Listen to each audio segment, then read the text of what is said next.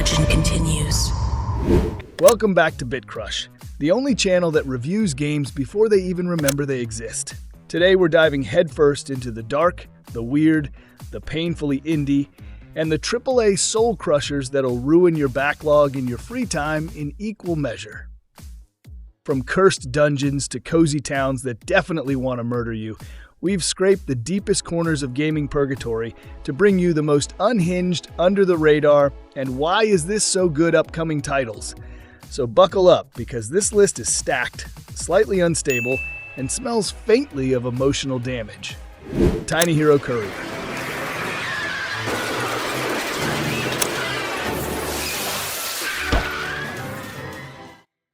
You ever wanted to play Death Stranding but thought, what if I was small enough to get crushed by a raspberry?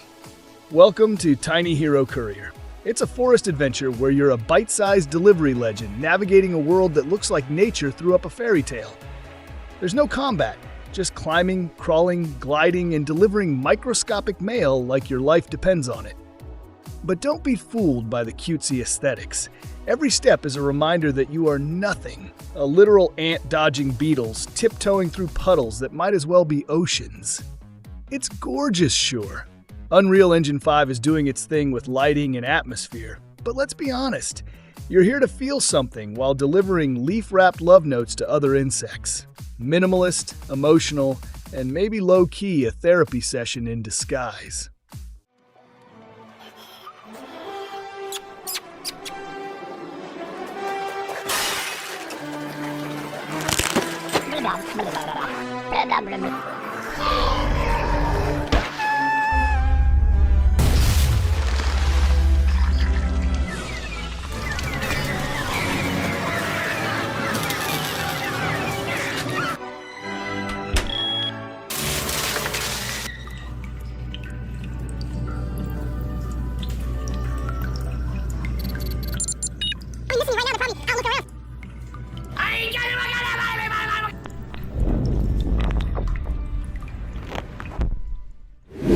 Ascent of Ashes.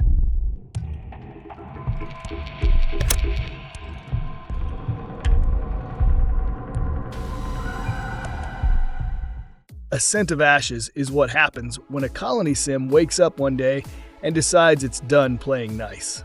Built on the bones of RimWorld, this game adds tactical combat, full 3D exploration, and an oppressive post-apocalyptic world that really doesn't want you to succeed. You manage survivors with complicated emotional baggage, build and upgrade your base, and send squads into deadly zones to scavenge, fight, and hopefully come back in one piece. Every character has traits, moods, and the potential to ruin your entire campaign by catching feelings or starting a fire. The tone is bleak, the stakes are high, and the AI is smart enough to remind you that surviving the apocalypse isn't just about guns, it's about managing people.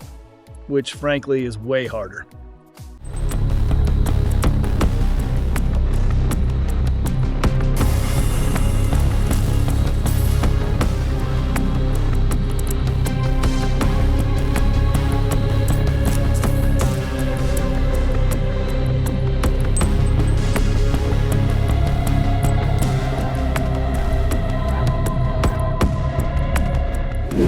Critical Shift. They didn't get very far. What could have done this to them? The containment database is toast. It's been tampered with. It figures. We'll have to hunt down answers the hard way. Do we even have clearance for this? This one starts like a cerebral sci-fi mystery, then casually throws you into a wormhole of existential dread. Critical Shift is a first-person puzzle adventure set in a reality that's folding in on itself, and probably on your GPU too. Rooms rotate, physics glitch out on purpose, and time is more of a suggestion than a law. It feels like Portal got sucked into control and crash-landed inside a Unity fever dream. You solve mind-bending puzzles while the world morphs around you like it's trying to gaslight your perception. One hallway? Sure. Now it's 10. Gravity? Optional. Sanity? LOL. You'll be walking on ceilings, rewinding events, and questioning if that voice in your head is narrating the game or just your life spiraling. Honestly, it's brainy, moody, and kind of beautiful. The kind of game that makes you feel smart for 30 seconds before utterly humiliating you with a cube puzzle.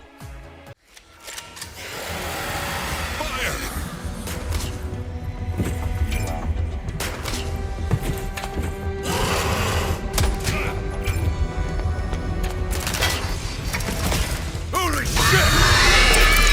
Fall back! Go! Close call, but it was worth it. This will come in handy. It knows our weaknesses. We need to act fast. Contact! We thought we had it all figured out. We were prepared for anything. But this place rewrites the rules.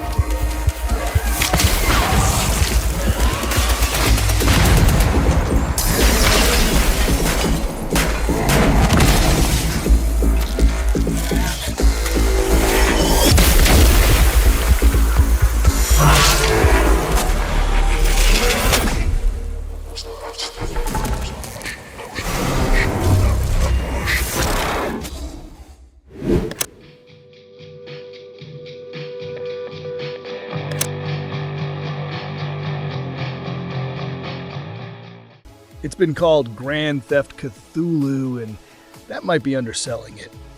Dead Static Drive is a top-down road trip through a cursed America where monsters haunt the highways and every gas station is one eldritch encounter away from becoming your tomb. You explore, scavenge, drive, and try to survive with what little sanity you have left. The aesthetic is gritty neon Americana soaked in Lovecraftian doom, all red skies, weird cults, and car chases that end in blood rituals. It's stylish, eerie, and unapologetically weird. Gameplay flips between exploration, resource management, and suddenly sprinting from a tentacle that just crawled out of a motel ice machine. You're not the hero. You're just trying to make it to the next town, and maybe not die in a cornfield full of teeth.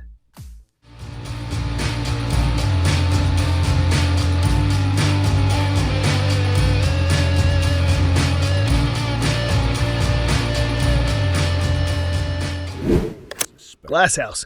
Haunting the fiefdom of London stock. He's waiting for you to feast on each other before it blooms in a dazzling explosion. This is your last day, Wield. Glasshouse is what happens when someone says, "Let's make a horror game, but let's make it look like an art school broke up with a rave." This is indie psychological horror drenched in saturated lights, weird reflections, and uncomfortable silences. Everything's too clean, too perfect, and that's exactly how you know you're about to be emotionally violated. You're stuck in a sterile mansion filled with mirrors, glass walls, and probably way too many metaphors. The horror doesn't scream at you. It creeps. It waits. It watches you from the reflective surfaces like a passive-aggressive roommate. There's something here about isolation, identity, maybe trauma, but you're too busy wondering why your reflection just blinked when you didn't. Expect slow burn storytelling, surreal atmosphere, and an overall vibe of this could be a perfume commercial if the perfume was possessed.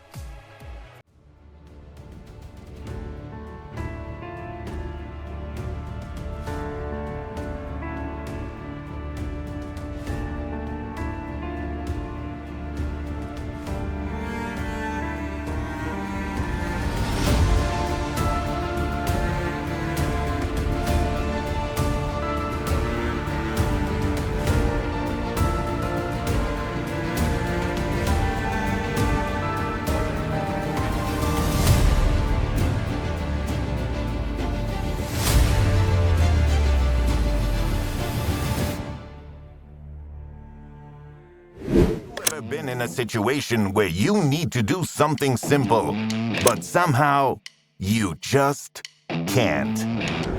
On paper, Rue Valley is a cozy sim about restoring a sleepy town and building relationships. In practice, it's a serotonin trap laced with subtle dread. You move in, start planting flowers, help a neighbor build a gazebo, and then someone mentions the old chapel like it's not a huge red flag. The art style is soft. The music is chill, but something's always off. The dialogue loops strangely. The weather changes mid-sentence, and that friendly raccoon keeps appearing in places it shouldn't. You'll spend most of your time doing cozy tasks while waiting for the other shoe to drop, and it always does. It's slow burn mystery meets slice of life indie dreamscape. And the deeper you go, the more the town feels like it's watching you back. Everyone's got their own personality, which means that this guy literally can't shut up. But here's the kicker. If you understand why you do things, maybe you can actually change. Rue Valley isn't just about making choices, it's about figuring out why you make them, and maybe even rewriting your own code. Growth! You did it! Now you only need to...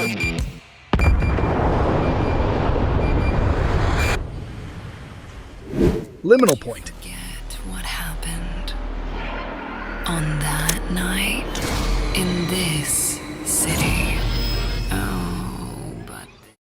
If Soma and the Backrooms had a child, raised it in Unreal Engine 5, and then locked it in a brutalist nightmare, you'd get Liminal Point. This is psychological sci-fi horror with liminal spaces turned up to 11. Endless halls, flickering lights, concrete that probably smells like cold sweat and trauma. There's combat, but it's deliberately clunky. Not in a we didn't polish it way. In a you are not a soldier, you're a panicked janitor who just found an alien shotgun kind of way. The enemies are distorted, vaguely human, and completely messed up. Just like your sense of direction 5 minutes into the game. The vibe is constant dread with brief respites of, what the hell did I just see? It's not flashy. It's not fast, but it will live rent-free in your brain until 3 a.m., right between your fear of the dark and your unresolved childhood memories of hospital corridors. I'll be waiting in the place where hope turned to ash. So come and find me.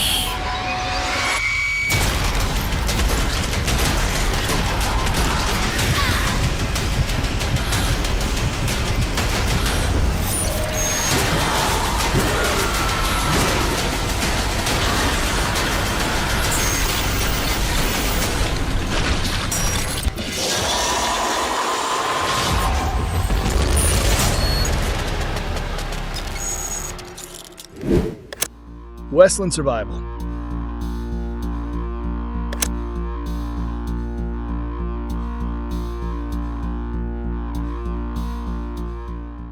Finally, a Western game where you're not playing as Clint Eastwood's brooding clone for the 400th time. Westland Survival lets you build, hunt, craft, and shoot your way through a dusty frontier where lawlessness is the default setting and every rock has a rattlesnake under it.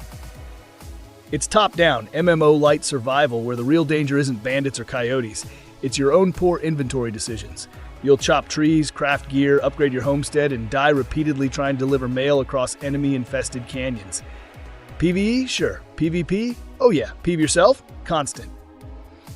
It's a grindy, chaotic, cowboy-flavored time sink that hits harder than expected. And when your horse dies mid-fight because you forgot to feed it, you'll understand what real frontier pain feels like.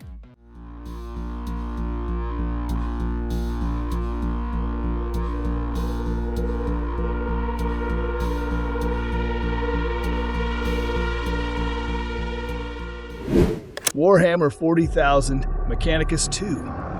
Report. What have our scouts found? Devastation. We're back in the grimdark future where there is only war and spreadsheets. Mechanicus 2 is that rare Warhammer title that dares to say, what if your squad was a bunch of robot priests who speak in binary and pray to a printer? This isn't your bolter-blasting, blood-splattering power fantasy. It's tactical, cerebral, and soaked in that delicious Adeptus Mechanicus techno-religious lore. Every move matters. Every upgrade is a debate between logic and chaos. And every enemy is a reminder that in this universe, even your calculator could try to kill you. The sequel expands with more units, deeper systems, and even weirder upgrades, like giving your cyborg cleric a chainsaw tongue. Strategy fans will drool, lore nerds will ascend. It's Warhammer. Yes, But this time, the heresy is solved with flowcharts and perfectly optimized critical hits. Praise the Omnissiah, and don't forget to reroute your devotion through port 8080.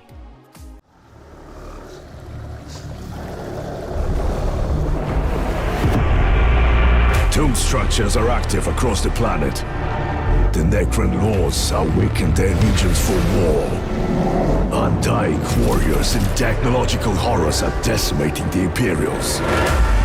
But their machine cult's resistance is fierce. Their tech priests are reinforcing the front lines with everything they have, human and machine alike.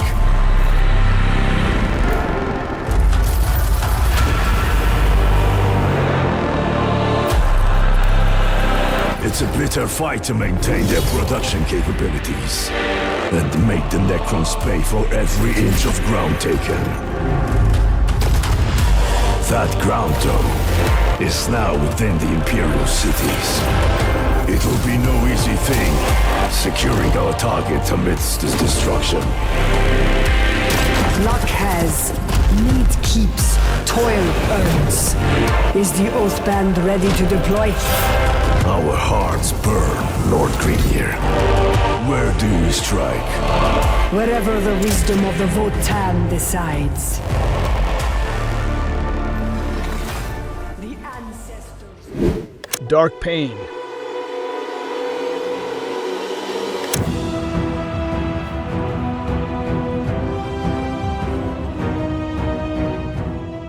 Ah yes, Prelude, Dark Pain, the most JRPG title ever conceived. This is the game that wakes up every morning, stares at itself in the mirror, and whispers suffering is art. It's brooding, it's operatic, and it absolutely knows what it's doing. You play a sword-wielding exile with memory loss, emotional scars, and eyes that glow when the violin's swell kicks in. The world is bleak. The NPCs speak in metaphors, and your party members are all tragic archetypes just one dramatic cutscene away from a breakdown. Combat mixes real-time and turn-based in a system that rewards perfect timing and reckless overthinking. The world building is deep, the lore is sad, and every boss fight ends with at least one existential monologue. If you've ever cried during a weather effect or whispered, "That's poetry," after a character dies holding a locket, welcome home.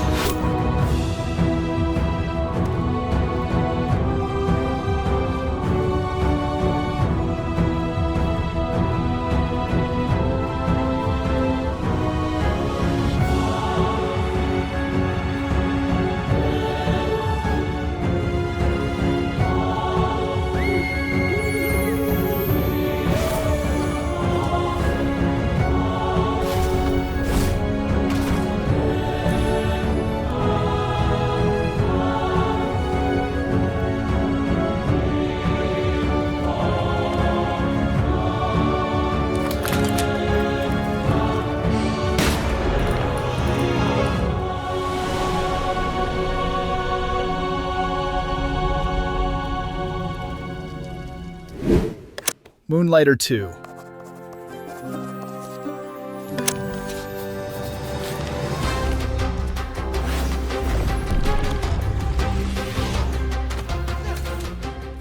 The shopkeeping sim that turned capitalism into a roguelike fever dream is back, and this time, it's got teeth. Moonlighter 2 takes everything you loved about managing a store by day and dungeon diving by night, and doubles down on the existential dread of supply chains, because nothing says hero's journey like trying to price a cursed sword just high enough to scam a tourist, but not so high they write a bad Yelp review. They've cranked up the depth, expanded the world, and made the dungeons weirder and more vertical. New biomes, new loot, and yes, new ways to die and lose all your best stuff because you got cocky 3 rooms too deep. And don't get me started on the new economy mechanics. You're not just running a shop, you're balancing trends, supply, and your own mental health as your town slowly turns into fantasy Etsy. In short, it's Moonlighter, but with more pressure, more polish, and more opportunities to fail gloriously while trying to sell monster teeth to hipsters.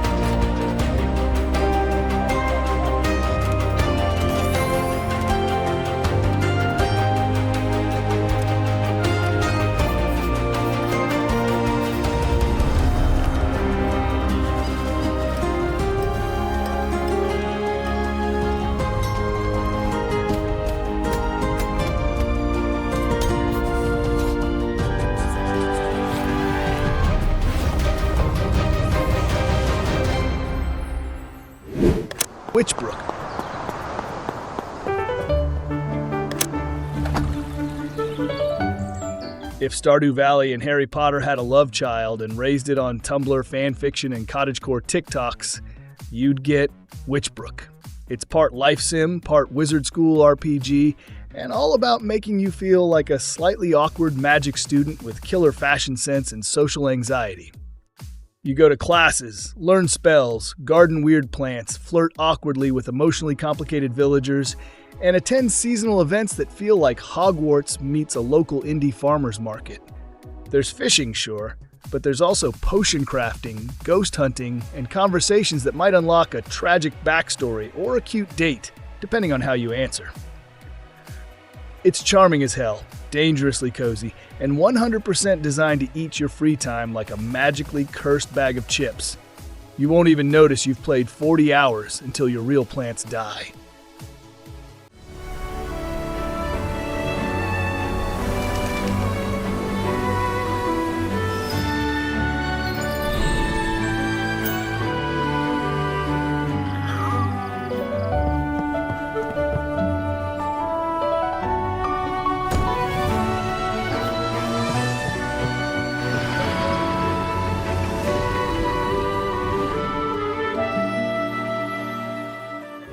The Stolen Dream. Of all the things I've seen, it's in Eriksholm it will happen. Welcome to 1940s Denmark, but make it emotionally devastating. Eriksholm. The Stolen Dream is a narrative stealth action game soaked in cinematic vibes, where you guide a trio of kids through an occupied city that feels like a living oil painting of trauma. Think Brothers, A Tale of Two Sons meets Dishonored, with a dash of war crime flavor. The tone is mature, the choices are gut-wrenching, and every sneaky moment comes with that "should we even be doing this?" energy. There's no overpowered protagonist here, just scared kids surviving with scraps, distractions, and the occasional brick to the head. It's the kind of game where you feel guilty for using a guard as a diversion. And that's the point. If you're looking to be emotionally wrecked by well-written children outsmarting fascists in high-def stealth sequences, congratulations, your sad little heart has found its new obsession.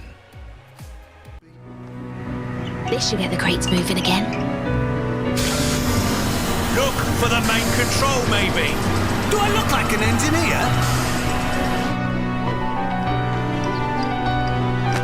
Is that you, Johnson? Come after her! Now! What do you want? I need passage.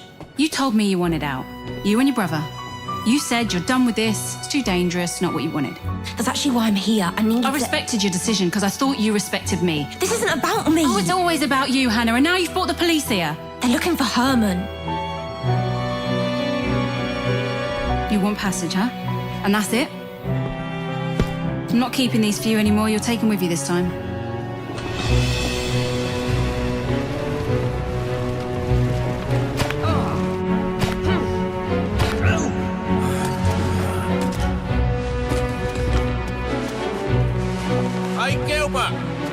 What's keeping you? You what? He's not here. Of course he is. I saw him go up there just a minute ago. Ugh. The bridge is collapsed.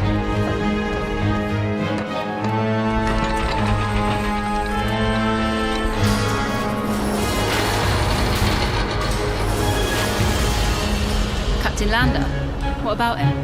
I heard him say he'd be watching the north exit. It's all right. I'm sure we brought friends, though. But so did you. She's brave, more than most I've ever met. But she doesn't know what she's set in motion.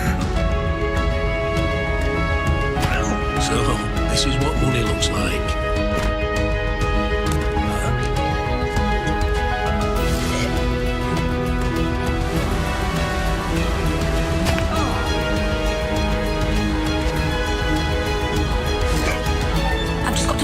Before they do. I have no choice. I'm all he's got, Alva. I must find her. He's all I've got. Before he does. I hate this place.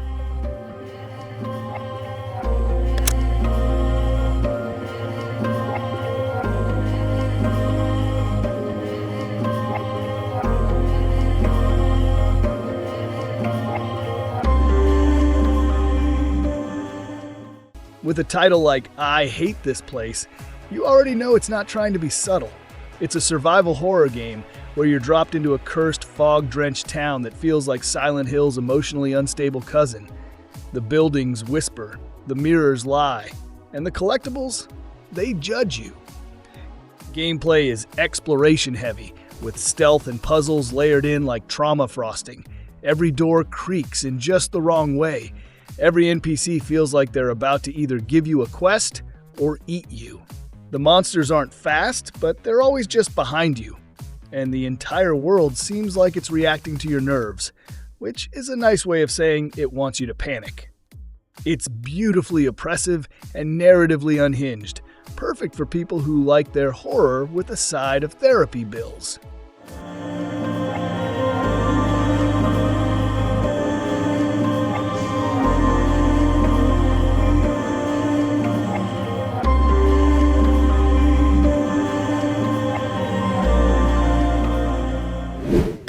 Shadow of the Road.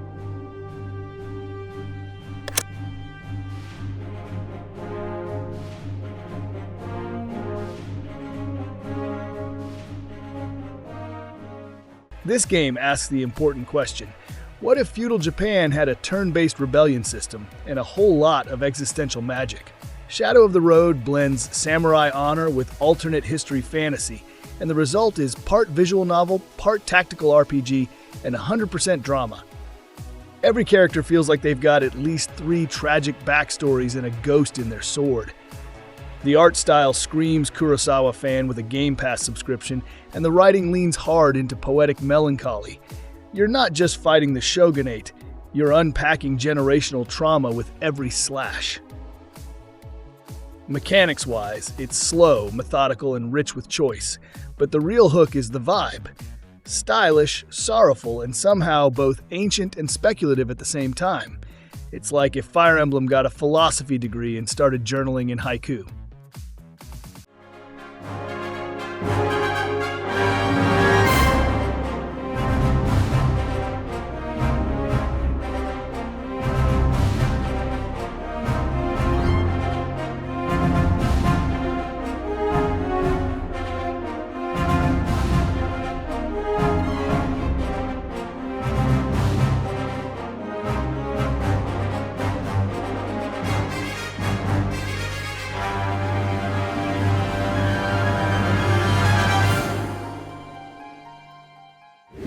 Path of Exile 2. Are guided by the spirit. It provides prey, shelter, even love. If Diablo 4 is a stylish dinner party where everyone pretends they're not min-maxing, Path of Exile 2 is the underground fight club that serves raw steak with a sledgehammer. This isn't a sequel. It's a full-blown evolution wrapped in spreadsheets, cursed gems, and enough skill trees to make botanists jealous. The combat is crunchier, the animations are tighter, and the gear grind still lovingly hates your free time. The customization? It's still a labyrinth, but this time it wants you to enjoy getting lost. Every build feels like black magic and YouTube research collided at high speed, and somehow you're better for it. If you're the kind of player who calls Elden Ring lightweight, this is your happy place. Just don't expect mercy, or free inventory space, or time to do anything else with your life. No matter the cost. I will hear the spirit once more.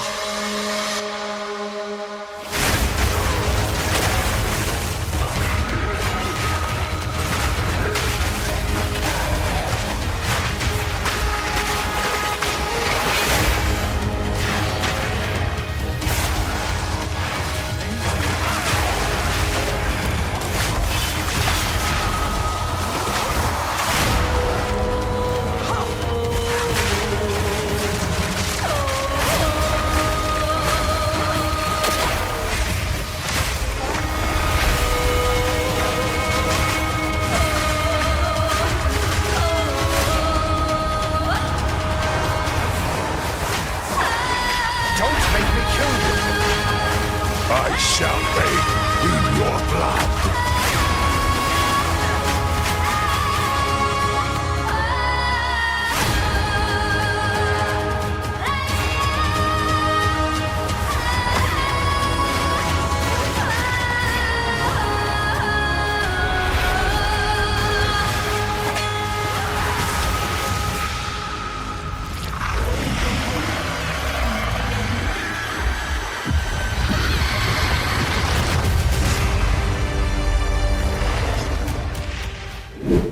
Project Pantheon.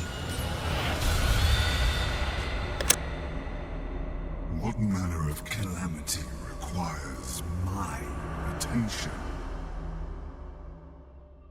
What if gods weren't majestic beings, but emotionally damaged immortals squatting in a neon-lit dystopia?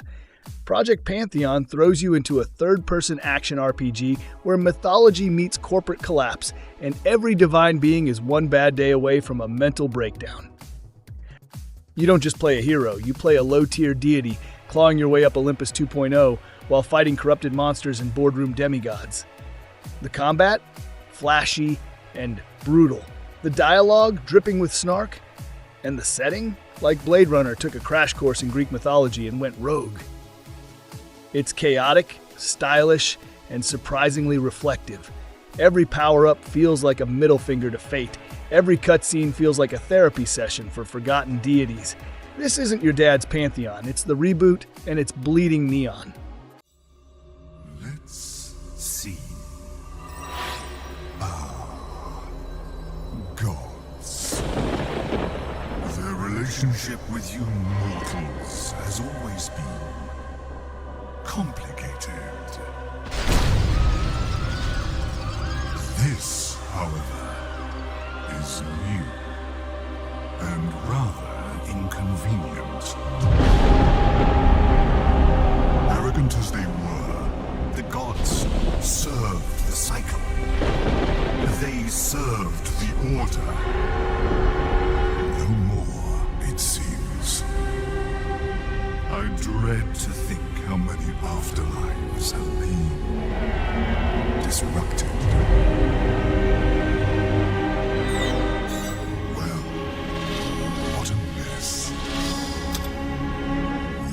Best get to work. Hollow Home.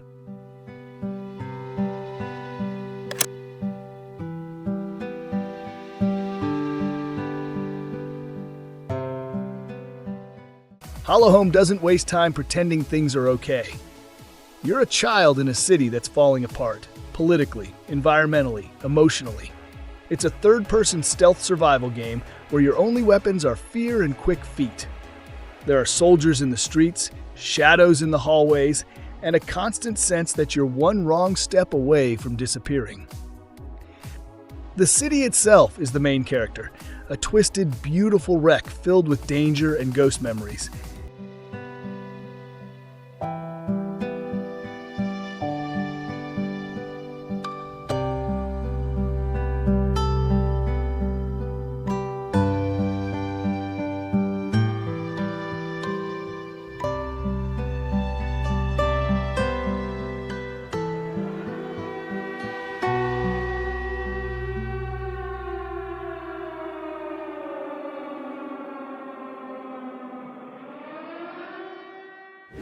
Scarlet Lake.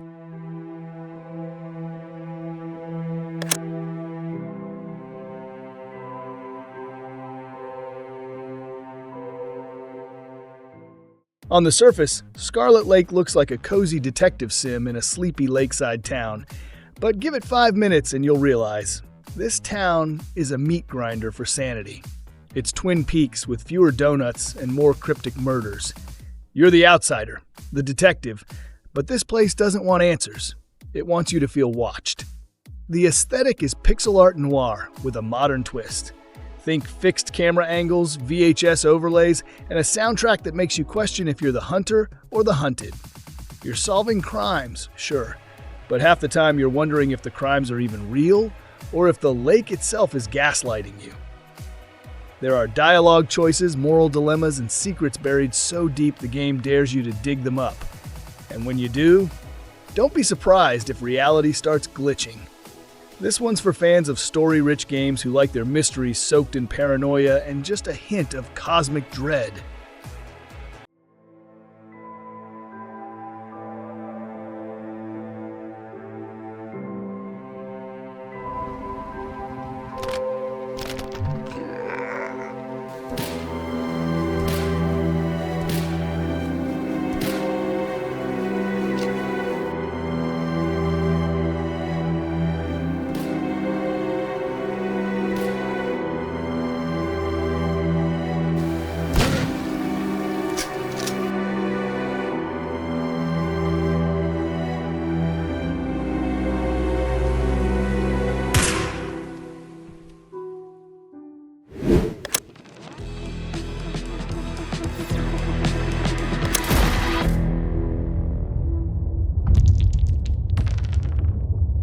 If Salvador Dali made a Metroidvania while microdosing on 17th century alchemy texts, you'd get Esoteric EBB.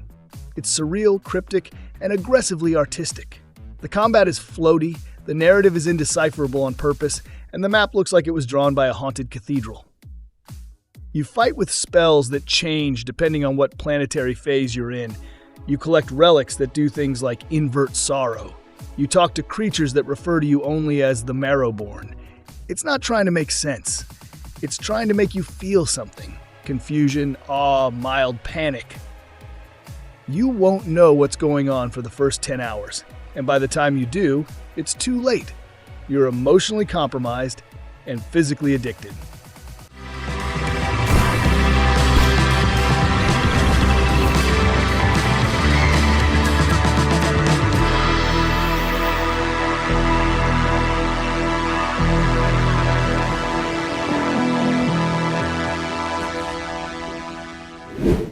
Dandelion Void.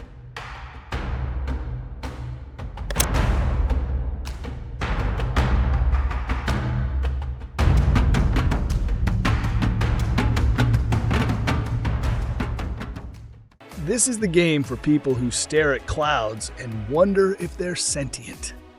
Dandelion Void is a narrative-driven exploration game where vibes are more important than verbs. You drift through dreamlike biomes, follow strange whispers, and occasionally interact with floating geometry that might be sentient, might be a metaphor, or might just be messing with you. There's no combat. There's barely gameplay in the traditional sense, but what it does have is mood, enough of it to drown in. It's all abstract visuals, ambient music, and cryptic narration that sounds like it was written during a fever dream on an alien poetry retreat. It's weirdly meditative, low-key, terrifying, and the kind of game you recommend to your friends just to see who comes back changed.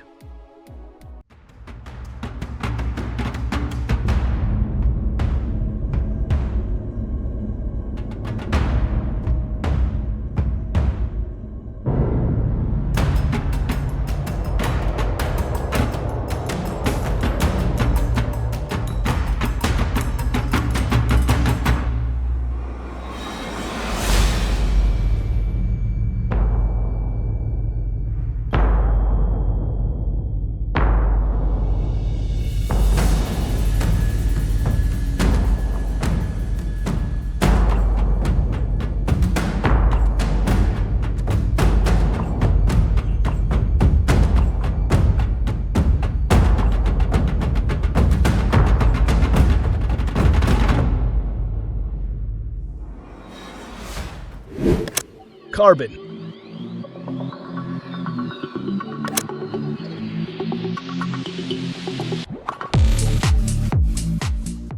Carbon is cyberpunk, but make it quiet.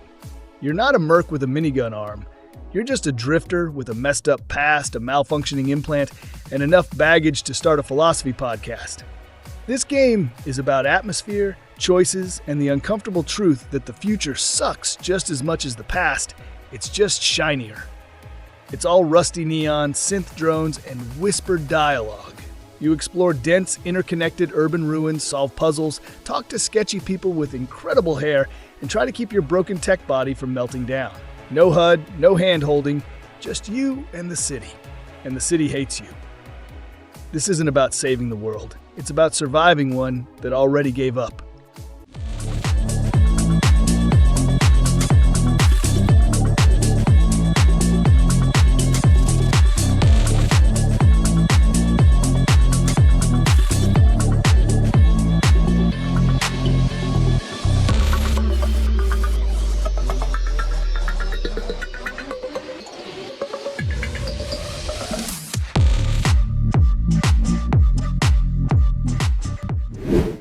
Star Wars Zero Company.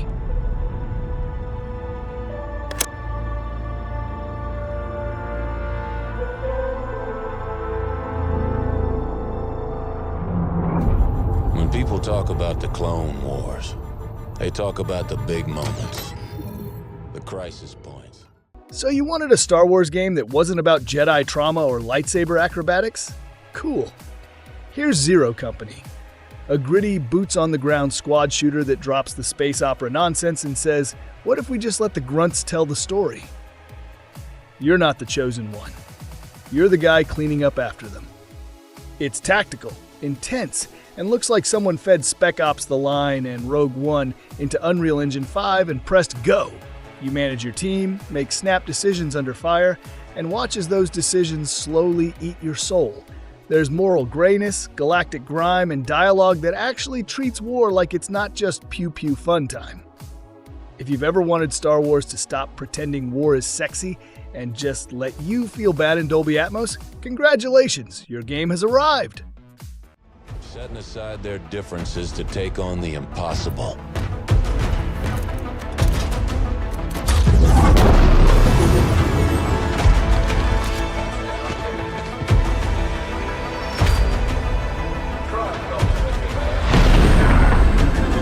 But that's the job, and they get it done.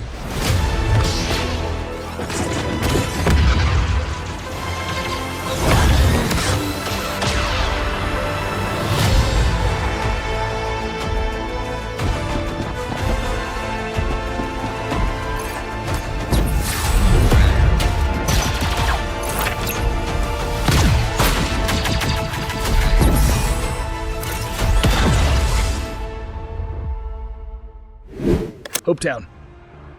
I sent you there to solve a problem. Remember, you're a fire blanket, not a goddamn flamethrower. You don't belong there. You share nothing with those people. In Hopetown, everything looks fine. Too fine. This is a cozy game with big don't-trust-it energy. You're in a cheerful little town filled with smiling NPCs, pastel houses, and a farming system so polished it might put Stardew to shame. Except something's off. The dog doesn't blink, the neighbors repeat lines like they're buffering, and the sky never changes. Beneath the surface of all that friendliness is something glitchy, something wrong, and the game knows you know. You'll farm, you'll decorate, you'll attend wholesome festivals that feel just a bit too scripted, but as you progress, cracks start to show. Literally. The environment starts breaking itself, dialogue shifts, and you start questioning whether Hopetown wants you to be happy or just compliant. It's the slow unraveling of a utopia that gaslights you with sunflowers. You're not part of something greater. You are something greater. You're one of us. So stop digging up the past and put all this to rest. Take off that stupid costume and be who you're meant to be. You don't understand the forces at play. We didn't build all this for you to piss it away. Go any deeper, and you may never see light again. And we won't be there to save you this time.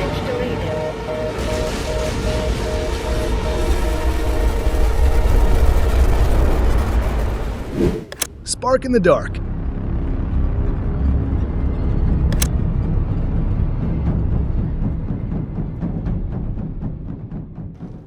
Imagine Darkest Dungeon, and Diablo had a dungeon baby, raised it underground, and fed it only despair. That's Spark in the Dark.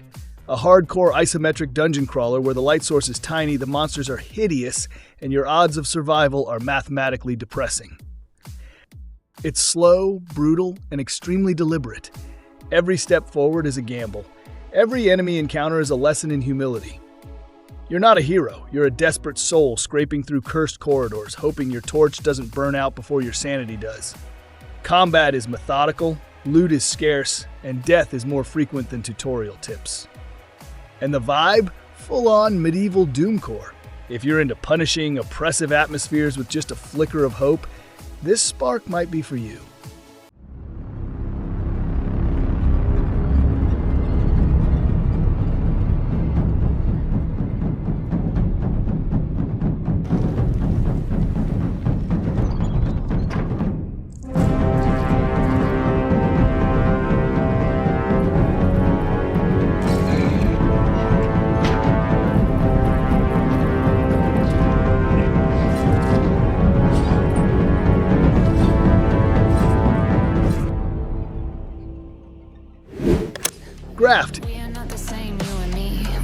falling from the same tree. Now it's just a memory, take for granted.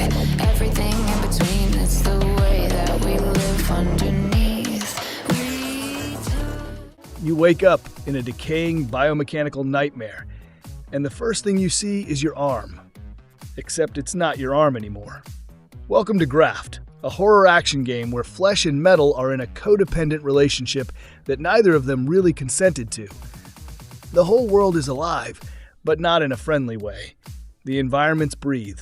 The enemies look like discarded prototypes from a failed H.R. Giger clone, and your upgrades? Oh, you literally rip them from whatever you just killed. Want better legs?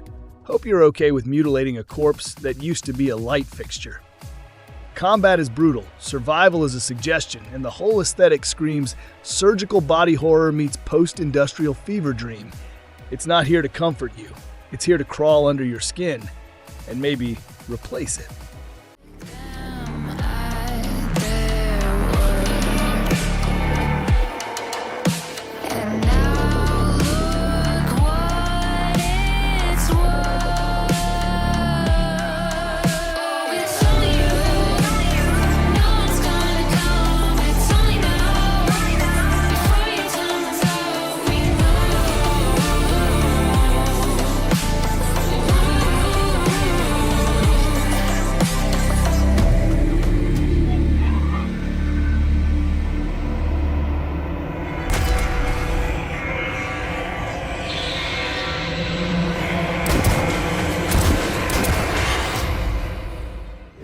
Titan Quest 2.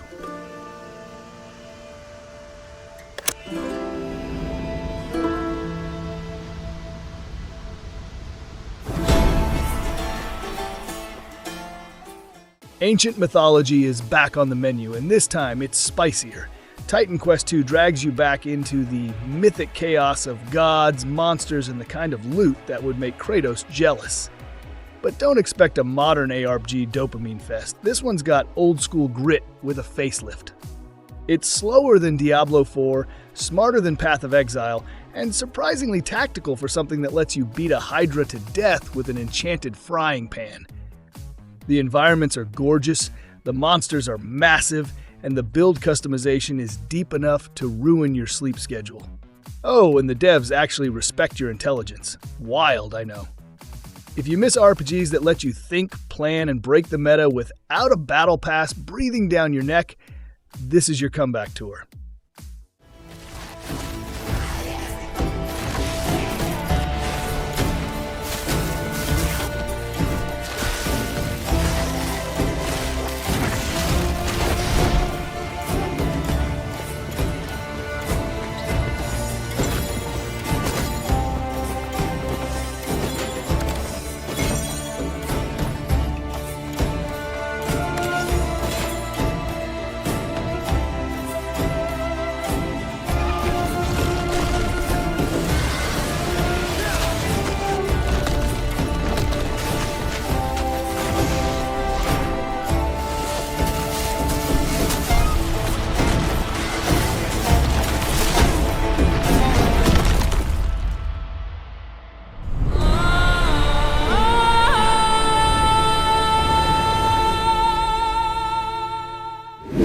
No rest for the wicked. You have seen much, Serim. You have journeyed far. But you know nothing. You ever stare into a painterly fantasy game and think, why does this look like someone's therapy session turned into a Souls-like? That's No Rest for the Wicked. It's moody, brutal, and absolutely gorgeous. Like Dead Cells grew up, got depressed, and learned how to oil paint. You're tossed into a plague-ridden world full of corruption, suffering, and people who talk like they've seen too much. Combat is weighty and lethal. Enemies don't just die, they collapse in slow, tragic animations that make you feel kind of guilty about winning. And the crafting system? Absurdly deep for a game that hates you. What really sells it is the tone. Somber, intimate, and quietly unhinged. This isn't a power fantasy. It's a pilgrimage through rot, beauty, and whatever's left of your sanity after fighting a rat the size of a horse with a broken axe.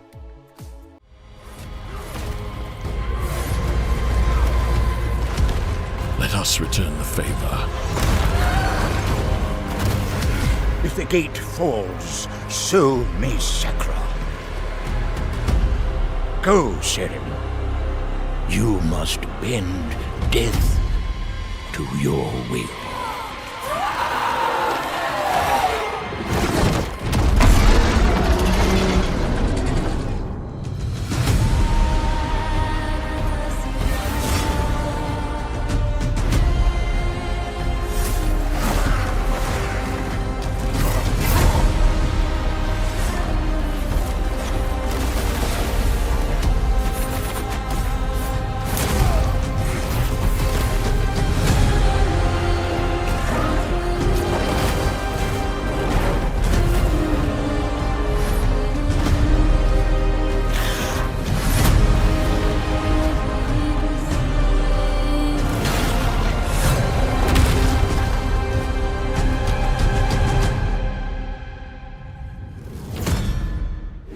That's the list. 30 games, 0 mercy, and at least half that'll wreck your sleep schedule and make you question your emotional stability. If you're still watching, congratulations. You've officially unlocked the I Survive Indie Hell and Ask for More achievement. Now hit the comments. Tell me which game you're hyped for, which one traumatized you by the trailer alone, or which title looks like it was brewed in a cursed energy drink can. Smash that like button like it's guarding legendary loot. Subscribe if you want more chaos in your feed. And remember, if your favorite game didn't make the cut, either it's not weird enough or it just hasn't hurt us personally yet. Catch you on the next emotional side quest.